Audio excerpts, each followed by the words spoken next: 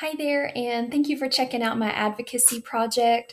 My advocacy project was developed out of the Advanced Counseling Techniques for Children's class with Dr. Rebecca Bird. And this particular project asked us to identify a need that we have at our school site and then work to create a project that would address that need.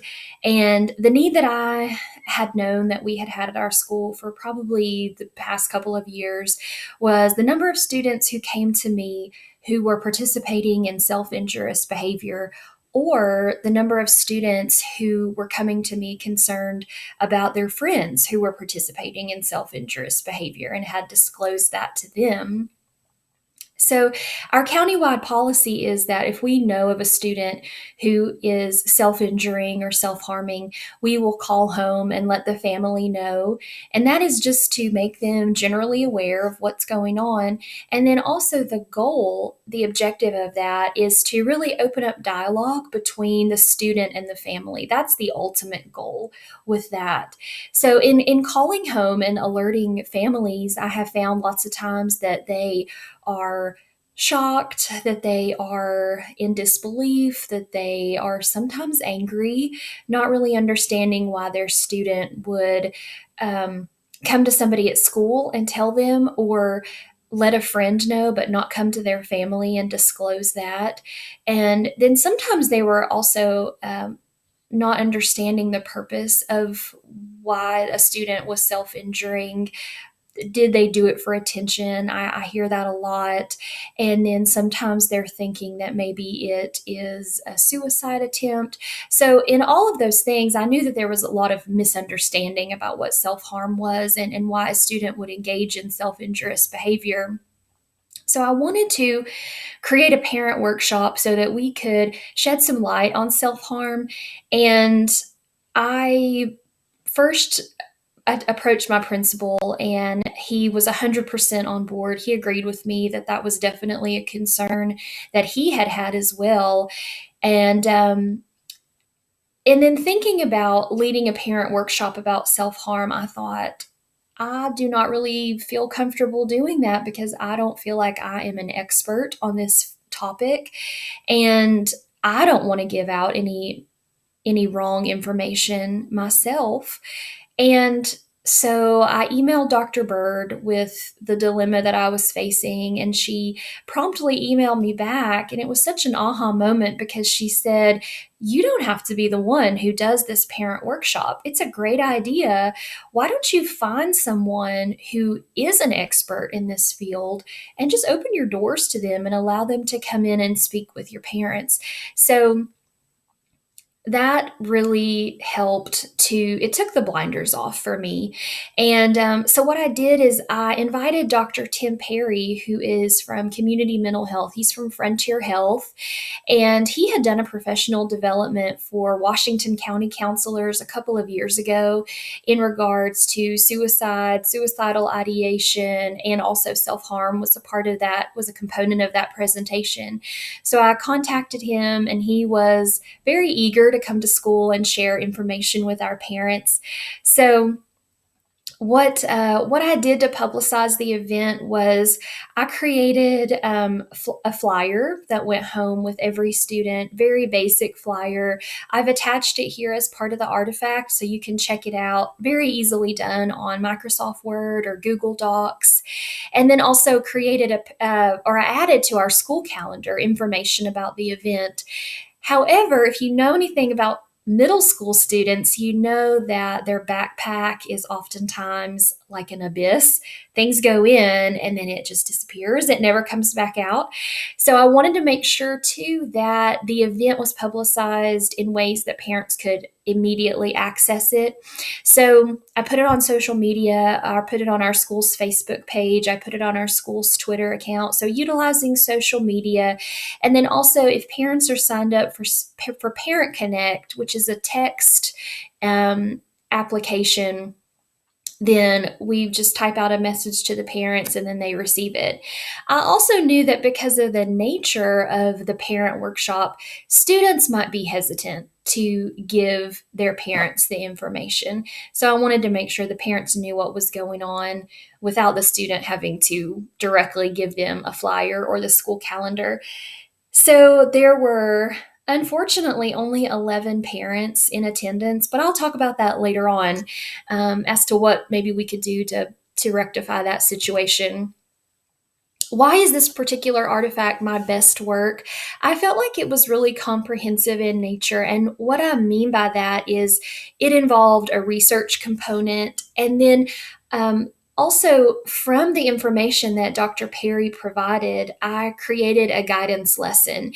And I have this guidance lesson attached also with this artifact so that you can check it out. And it is taught specifically to seventh grade students at my school. It's entitled When Life Starts Feeling Like a Roller Coaster. So it touches a bit on self harm, but really it talks about coping. How are you coping? What are you using as a coping skill? Are your coping skills maladaptive and potentially dangerous? Or are you doing something that is productive to release stress? And then also, I felt like it was a comprehensive program because it involved stakeholders. There were parents involved, students were involved, our teachers were invited. We invited someone from community mental health to come and speak. So I felt like there was a wide range of people who were invited to come. And then also, it filled a void. There was a need for information about self harm, and we wanted to provide that information. I found that this assignment was really valuable because it exposed the elephant in the room.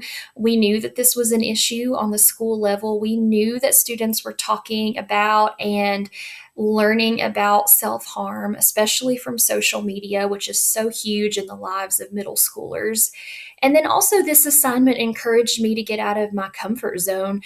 I will spend many parent workshops talking about being more organized, getting better grades, study skills, things like that. But when you talk about something that is controversial, like self harm and even suicidal ideation and maladaptive coping skills, then it definitely forces you to get out of your comfort zone because you don't really know what the response is going to be when it comes to a topic like that.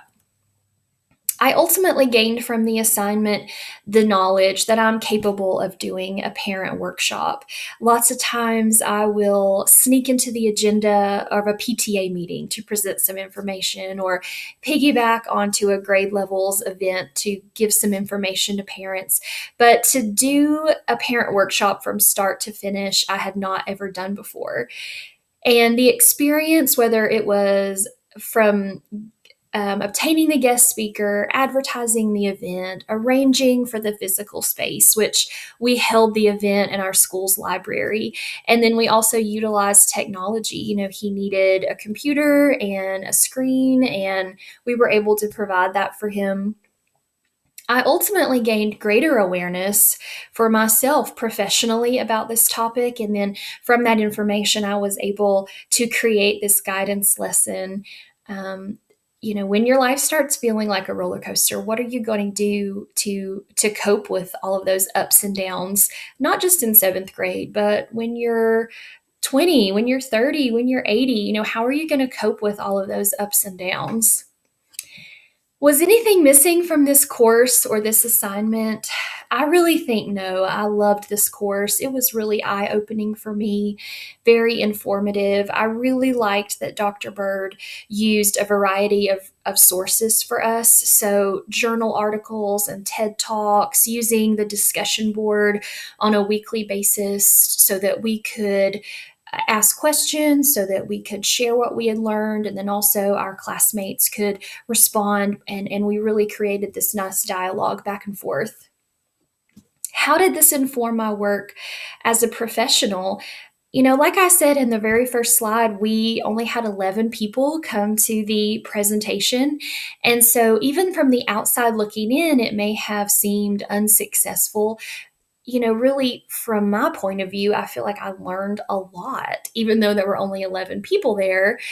The second bullet point here Perhaps in the future, what I will do is, because I know that parents are not always able to come to events because of ball games and work, maybe record the event so that parents can check it out at their convenience. Record it, put it on our school's website, and then whatever time a parent gets home, maybe they can check it out at a different time. And then, like I said earlier, that I don't have to be the expert.